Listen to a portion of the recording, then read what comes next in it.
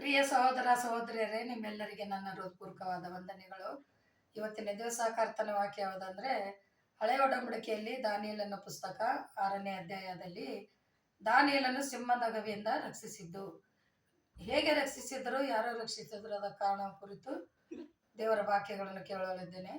ಅದೇನಂದ್ರೆ, ದಾರ್ವೇಶನೆಂಬ ರಾಜನಿರ್ತಾನೆ. ಆತನ ಆಸನದಲ್ಲಿ 120 ಜನರು ಅಧೀಶರು ಹಾಗೂ ಅಧಿಪತಿಗಳು, 3 ಜನ ಅವರ ಮೇಲೆ ಲೆಕ್ಕಾಚಾರಕ್ಕಾಗಿ ಅಧ್ಯಕ್ಷರು ಇರ್ತಾರೆ. ಆ ಅಧ್ಯಕ್ಷರಲ್ಲಿ ದಾನಿಯೇಲನೊಬ್ಬನು ಇರ್ತಾನೆ. ಆ ದಾನಿಯೇಲನು ಯಾವಾಗಲೂ ತನ್ನ ಕೆಲಸವನ್ನು ಅಚ್ಚುಕಟ್ಟಾಗಿ ಮಾಡಿಸಿ, ಯಾರು ಅವನಿಗೆ ಒಟ್ಟು ಮಾಡಿ ತೋರಿಸಿದ ಹಾಗೆ ಕೆಲಸವನ್ನು ಶಿಸ್ತಾಗಿ ಸರಿಯಾಗಿ ಹಾಗೂ ಸಮಯಕ್ಕೆ ಸರಿಯಾಗಿ ಮಾಡಿ ಕೊಡ್ತಿದ್ದನು. ಇದನ್ನೆಲ್ಲ ಅಬ್ಸರ್ವ್ ಮಾಡಿ ದಾರ್ವೇಶ ರಾಜನೇನಂತಾನೆ, ನೋಡಿ, ನಮ್ಮ ರಾಜ್ಯದಲ್ಲಿ ಇರ್ತಕ್ಕಂಥ ಎಲ್ಲಾ ನನ್ನ ಕಾರ್ಯಭಾರವನ್ನ ದಾನಿಯೇಲನಿಗೆ ಒಪ್ಪಿಸಿಕೊಟ್ರೆ ಎಷ್ಟು ಚೆನ್ನಾಗಿರ್ತದೆ. ಯಾಕಂದ್ರೆ ಆತನು ಒಂದು ಸುಳ್ಳು ಹೇಳೋದಿಲ್ಲ, ಕೆಲಸದಲ್ಲಿ ಮೋಸ ಇಲ್ಲ, ಆತನ ದೇವರನ್ನ ಆತ್ಮ ಹೊಂದಿದವನಾಗಿದ್ದಾನೆ ಅಂತ ಹೇಳಿ ಎಲ್ಲರ ಮುಂದೆ ಹೇಳಿದಾಗ ಅವನಿಗೆ ಚೆನ್ನಾಗಿ ವರ್ಣನೆ ಮಾಡ್ತಾ ಇದ್ದಾರೆ. ನಮ್ಗೆ ಯಾರು ಮೆಚ್ಚೋದಿಲ್ಲ ಅಂತೇಳಿ ಉಳಿದ ಜನರು ಹೊಟ್ಟೆ ಕಿಚ್ಚಿನಿಂದ ಆತನ ಮೇಲೆ ತಪ್ಪು ಹೊರಿಸಬೇಕೆಂದು ಏನೇನೋ ಪ್ರಯತ್ನ ಮಾಡ್ತಾರೆ. ಆದ್ರೆ ಯಾವ ಪ್ರಯತ್ನವೂ ಸಕ್ಸಸ್ ಆಗಲ್ಲ. ಕಡೆಗಳಿಗೆ ಏನ್ ಮಾಡ್ತಾರೆ ಅಂದ್ರೆ, ಧರ್ಮದಿಂದ ಈತನು ಹೇಗಿದ್ರು ತಪ್ಪು ಸಿಗ್ಬೋದು ಅಂತೇಳಿ ದಾರ್ವೇಶ ರಾಜನಲ್ಲಿ 30 ದಿನ ಅಂದ್ರೆ 1 ತಿಂಗಳವರೆಗೆ ಆ ರಾಜನನ್ನ ಬಿಟ್ಟು ಬೇರೆ ಯಾರಿಗೂ ದೇವತೆಗಳಿಗೆ ಪೂಜೆ ಮಾಡಬಾರ್ದು, ಪ್ರಾರ್ಥನೆ ಮಾಡಬಾರ್ದು ಅಂತೇಳಿ ಕಾನೂನು ಜಾರಿಗೆ ತರ್ತಾರೆ. ಆ ಕಾನೂನು ಜಾರಿಗೆ ತಂದಾಗ ಎಲ್ಲಾ ಅಧಿಪತಿಗಳು, ಅಧ್ಯಕ್ಷರು ಹಾಗೂ ರಾಜರು ಎಲ್ಲರ ರುಜು ಹಾಕಿ ಕಾನೂನು ಜಾರಿಗೆ ತರ್ತಾರೆ. ಆ ಸಮಯದಲ್ಲಿ ದಾನಿಯೇಲನು ಕೂಡ ರುಜು ಹಾಕಿರ್ತಾನೆ, ಆತನಿಗೆ ಗೊತ್ತಿರ್ತದೆ. ಆದರೂ ಕೂಡ ದೇವರನ್ನು ಬಿಟ್ಟು ಅವನು ಒಂದು ನಿಮಿಷನೂ ಅಂದ್ರೆ ಆತನು ಪ್ರತಿದಿನ 3 ಆವರ್ತಿ ಮೊಳಕಾಲು ಹಾಕಿ ಯೆರೂಸಲೇಮಿನ ಕಡೆ ಮುಖ ಮಾಡಿ ಪ್ರಾರ್ಥನೆ ಮಾಡುವುದು ಆತನ ಅಭ್ಯಾಸ ಇತ್ತು. ಆತನು ಅದೇ ರೀತಿಯಿಂದ ಮಾಡಿ ದೇವರನ್ನ ಆತ್ಮಿಕ ಮನುಷ್ಯನಾಗಿದ್ದನು. ಅದೇ ರೀತಿಯಿಂದ ಮಾಡುವಾಗ ಅವರು ಬಂದು ನೋಡಿ ರಾಜನಿಗೆ ಹೇಳ್ತಾರೆ, ರಾಜರೇ, ನೀವು ಈ ರೀತಿ ಕಾನೂನನ್ನು ಮಾಡಿದ್ದೀರಾ, ಆದರೂ ಕೂಡ ಅವನು ನಿಮ್ಮ ಕಾನೂನಿಗೆ ಬೆಲೆ ಇರದ ಹಾಗೆ, ಪತ್ರಕ್ಕೆ ಬೆಲೆ ಇರದ ಹಾಗೆ ತನ್ನ ದೇವರನ್ನು ಯಥಾ ಪ್ರಕಾರ ದಿನಕ್ಕೆ 3 ಆವರ್ತಿ ಪ್ರಾರ್ಥಿಸ್ತಿದ್ದಾನೆ ಅಂತ ಬಂದು ಹೇಳ್ತಾರೆ. ಹೇಳಿದಾಗ ಆತನಿಗೆ ಬೇಜಾರಾಗ್ತದೆ. ಅಯ್ಯೋ, ಏನ್ ಮಾಡಿ, ಜನರ ಮಾತು ಕೇಳಬೇಕು, ಅವನಿಗೆ ಕೇಳ್ಬೇಕು, ಈತನು ಒಳ್ಳೆಯವನೇ, ಆದರೂ ಕೂಡ ಇವತ್ತಿನ ದಿವಸ ನಾನು ಮಾತಾಡ್ಲಿಕ್ಕೆ ಆಗಲ್ಲ ಅಂತೇಳಿ ರೆಡಿಯಾಗಿ ಸಿಂಹಗಳ ಗವಿಲಿ ಹಾಕಲು ಬರ್ತಾರೆ. ಆದರೆ ಮನಸ್ಸು ಒಪ್ಪೋದಲ್ಲ ಆತನಿಗೆ.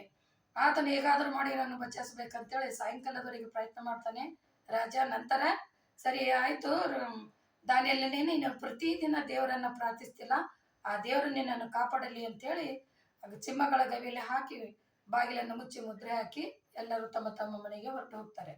ಹೊರಟೋದ ನಂತರ ರಾಜನಿಗೆ ಮನಸ್ಸಾಕ್ಷಿ ಒಪ್ಪೋದಿಲ್ಲ. ಅಯ್ಯೋ, ಇಂಥ ಒಳ್ಳೆ ಮನಸ್ಸನ್ನ ನಾ ಈ ರೀತಿ ಶಿಕ್ಷೆ ಗುರಿ ಮಾಡಿದನಲ್ಲ ಅಂತೇಳಿ ನಿದ್ದೆ ಬರೋದಿಲ್ಲ, ಊಟನೂ ಮಾಡೋದಿಲ್ಲ.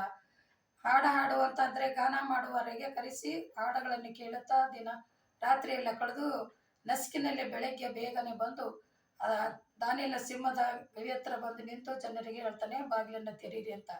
ಆ ತೆಗೆಯೋದ್ರ ಮೊದಲಾಗಿ ಏನ್ ಹೇಳ್ತಾನಂತೆ, ದಾನಿಯೇಲನೇ, ನಿರಂತರ ನೀನು ಪ್ರಾರ್ಥಿಸುವ ದೇವರು ನಿನ್ನನ್ನು ಹೇಗಿದ್ರೂ ಸಿಂಹದಿಂದ ಎದುರಿಸಿ ಬಚಾಯಿಸಿದ್ದಾನೆ ಅಂತ ನನಗೆ ನಂಬಿಕೆ ಉಂಟು ಎಂದು ಕೇಳಿದಾಗ, ಹೌದು ರಾಜನೇ, ನನ್ನ ಕರ್ತನಾದ ಯೇಸು ಕ್ರಿಸ್ತನು ಸಿಂಹಗಳ ಬಾಯಿಯನ್ನು ದೇವದೂತರ ಮೂಲಕವಾಗಿ ಮುಚ್ಚಲ್ಪಟ್ಟು ನನಗೆ ಯಾವ ತರವಾದ ಹಾನಿ ಮಾಡಲಿಲ್ಲ, ನಾನು ಜೀವಂತವಾಗೇ ಇದ್ದೇನೆ ಅಂತೇಳಿ ಆತನು ಉತ್ತರ ಕೊಡ್ತಾನೆ. ಅವಾಗ ಬಾಗಿಲನ್ನು ತೆರೆದವನಿಗೆ ತುಂಬಾ ಸಂತೋಷವಾಗ್ತದೆ.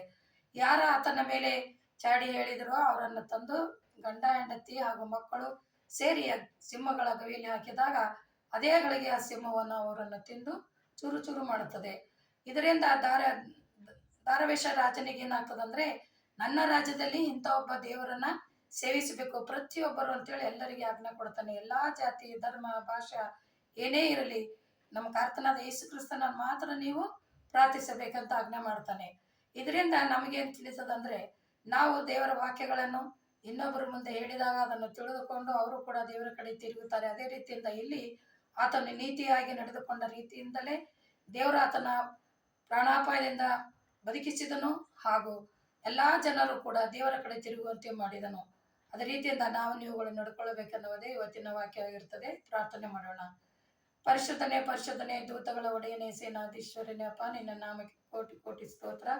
ಇವತ್ತಿನ ದಿನ ದಾನಿಯೇಲನ ವಿಷಯವಾಗಿ ನಾವು ಕೇಳಿದ್ದೇವೆ ಕರ್ತನೆ. ಆತನು ಎಷ್ಟು ನಿಷ್ಠಾವಂತನಾಗಿ ಕೆಲಸದಲ್ಲಿಯೂ ಮನೆಯಲ್ಲಿಯೂ ಹಾಗೂ ಆತ್ಮಿಕ ರೀತಿಯಲ್ಲಿ ನಿನ್ನಲ್ಲಿಯೂ ನಡ್ಕೊಂಡಿದ್ದಾನೆ. ಅದರಿಂದಲೇ ಇಡೀ ದೇಶವನ್ನೇ ನಿನ್ನ ದೇವರಂತೇಳಿ ಒಪ್ಪಿಕೊಳ್ಳುವ ಹಾಗೆ ಮಾಡಿದ. ಅದೇ ರೀತಿಯಿಂದ ನಾವು ಕೂಡ ಎಲ್ಲರೂ ಸೇರಿ ನಿನ್ನನ್ನೇ ನಂಬಿ ವಿಶ್ವಾಸದಿಂದ ಬದುಕುವಂತೆ ನಿನ್ನ ಆಶೀರ್ವಾದ ನೀಡು.